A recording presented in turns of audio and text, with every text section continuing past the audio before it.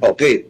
Kasi nung dinismiss yung kay Presidente Marcos, nagkaroon ngayon ng high bar, yung evidentiary determination, no? Dapat walang hearsay, walang walang nababasa mo lang sa dyaryo.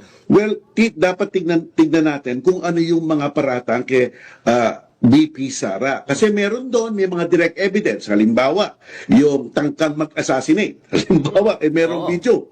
Di ba? May video eh. So, matindi yun. Unless nasabihin nila, joke lang yun. No? Pero, video. Tapos, merong mga COA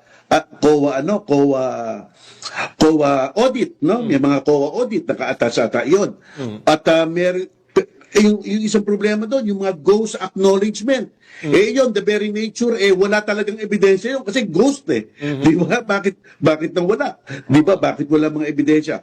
Pero rin meron mga kaso, may mga paratang na sa tingin ko may hina rin. May malakas, may mahina. Kamukha yung nag-walk out. Palagay ko mahina yon. Nag-walk out sa budget hearing, hindi papasa yun, hindi umahantong yun sa impeachable offense, yung mga